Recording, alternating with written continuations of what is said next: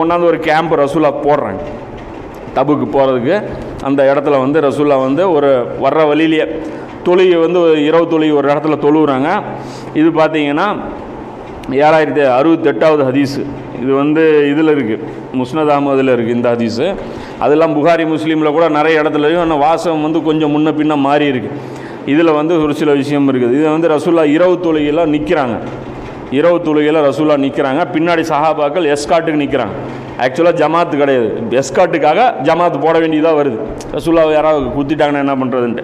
அப்போ நாங்கள் பாதுகாப்புக்காக பின்னாடி நின்னோம், ரசூலா பின்னாடி நின்னோம். அப்படிங்கும்போது அப்போ அந்த தொழுகை முடிச்சுட்டு ரசூலா சொல்கிறாங்க, இன்றைக்கி எனக்கு அல்லாஹ் வந்து ஒரு சில விஷயங்கள் வந்து எக்ஸ்ட்ரா 5 விஷயங்கள் யாருக்கும் கொடுக்காத ஒரு விஷயங்கள் எனக்கு கொடுத்துருக்காங்கிறேன். ஏற்கனவே ஒரு சில விஷயங்கள் இருந்திருக்கலாம், இது ஒன்று ஆட் ஆகுது. ரசூலா வந்து திரும்பி திரும்பி சில விஷயங்கள் புதுசாக இறங்கின மாதிரி சொல்லுவாங்க. அது ஒரு மேட்ரு. உலகம் முழுவதும் அல்லாஹ் என்னை ரசூலாக ஆக்கியிருக்கான். இந்த மொத்த உலகத்துக்கும் ரசூல் அப்படின்னா, ரசூலை ஏற்றுக்கலைன்னா என்ன நடக்கும்? அடி உழுவும். அப்போ உழுவும், ரசூலை ஏற்றுக்கிட்டே ஆகணும். அப்போ ரசூலை வந்து அல்லாஹ் என்னை எக்ஸ்டெண்ட் பண்ணிட்டான். ஏன்னா அரபு தீபகத்தில் ரசூலா ஒர்க் பண்ணி முடிச்சிட்டாங்க. முடித்ததுக்கப்புறம் எக்ஸ்ட்ரா வேலை கொடுக்கப்படுது. சூப்பர். அப்போ தான் அங்கே சூப்பருங்கிற சர்டிஃபிகேட் தான் எது? லக்கது கான லக்கும் ஃபி ரசூல் இல்லா உஸ்வத்துல் ஹசனான்னு வருது இல்லை, அதுதான் சூப்பர்னு சர்டிஃபிகேட்டு. அதே ஹசாப் அகல் அந்த ஆயத்தில் அந்த அகல் இதில் தான் அல்லாஹ் வந்து அந்த சலவாத்து இறக்குறான். அல்லாவும் சலவாத்து சொல்கிறான். சலவாத்து கிடையாது, அது சர்டிஃபிகேட்டு. ஓகே, நீ சூப்பராக பண்ணிட்டீங்க, பட்டை கிளப்பிட்டீங்கன்னு சொல்லி சர்டிஃபிகேட் கொடுப்போம்ல, அதுதான் அது சலவாத்து. அல்லாஹ் வந்து நான் உன்னை புகழ்கிறேன், நான் உன்னை பாராட்டுறேன், நீ நல்லா வேலை செஞ்சீங்கன்ட்டு. அதுக்கப்புறம் இப்போ வேலை எக்ஸ்டெண்ட், கொடுத்த வேலை ஒழுங்காக செஞ்சீங்க, ஸோ எக்ஸ்ட்ரா வேலை இப்போ உங்களுக்கு கொடுக்குறேன். உலகம் முழுவதும் உங்களுக்கு கீழே வரணும், அது வந்து ரசூல். இந்த வேலை தான் ரசூலா என்ன பண்ணாங்க, ஹஜ்ஜத்துல் விதால நம்மகிட்ட கொடுக்குறாங்க. ரசூல்லா வந்து சொல்கிறாங்களே, நான் வராதவங்க அந்த வேலையை வந்து நீங்கள் செய்யணும் இதுக்கப்புறம்ட்டாங்க. இது ரசூல்லா வந்து வேலை முடிஞ்சது. ஹிஜாஸு பொறுத்த வரைக்கும் இஸ்லாத்தை நிலைநாட்டி ரசூல்லா காமிச்சிட்டாங்க. மீதி பரப்பில் செய்ய வேண்டியது நம்ம வேலை. அந்த வேலை செய்கிறதுனால தான் இந்த உம்மத்துக்கு சிறப்பு. சும்மா வந்து லைலத்துல் கதரில் நிற்குது, அது நிற்குது, இந்த சலுகைகள் எல்லாமே இந்த வேலையில் நம்ம கலந்துக்குவோம் அப்படிங்கிற அந்த இது கண்டிஷனுக்காகத்தான். இந்த வேலை செய்யலைன்னா அந்த சிறப்பு நமக்கு கிடையாது. அப்போ இதுதான் வந்து மேட்ரு. அப்போ ரசூலா எல்லாம் ஆக்கியிருக்கான் இந்த மொத்த உலகத்துக்கும். அதுக்கப்புறம் ரசூலா சொல்கிறாங்க, 1 மாத தொலைவு என்றாலும் பயத்தை வந்து எதிரிகளுடைய உள்ளத்தில் அல்லாஹ் போடுவான்.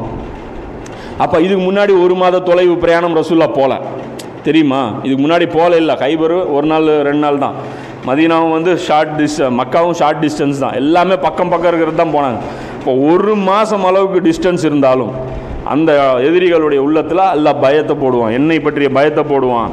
அப்புறம் கனிமத் வந்து எனக்கு இது முன்னாடியே அனுமதிக்கப்பட்டுருச்சு. இந்த இடத்துல ரிப்பீட் பண்ணுறாங்க ரசூல்லா, கனிமத் எனக்கு அனுமதிக்கப்பட்டுள்ளது, பூமி முழுவதும் எனக்கு தொழுமிடமாக்கப்பட்டுள்ளது. இது பல கருத்தில் இது புரிஞ்சுக்க வேண்டிய விஷயம். இது பூமி முழுவதும் தொழுமிடம் அப்படின்னா, தொழுமிடத்தை நம்ம என்ன பண்ணணும்? நாம் நிர்வாகம் பண்ணணும்.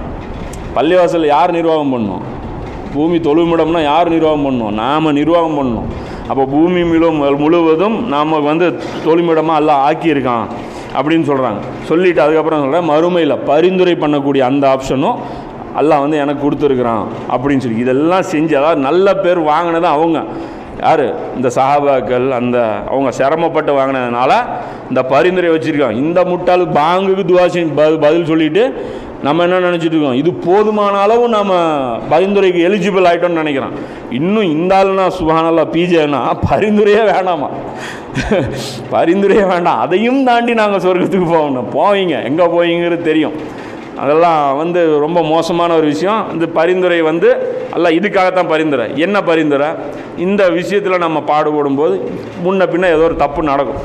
இல்லைல்ல, அவங்க விட்டுரு, அவங்கள வந்து பரிந்துரை செய் அப்படிங்கிறதுக்காக, தீனுக்காக நம்ம பாடுபட்டோம் அப்படின்னா அல்லாஹ்வுடைய தூதருடைய பரிந்துரை நமக்கு கிடைக்கும் அப்படிங்கிற இந்த விஷயம் வந்து இதெல்லாம் தபுக்கில் தான் இறங்குது.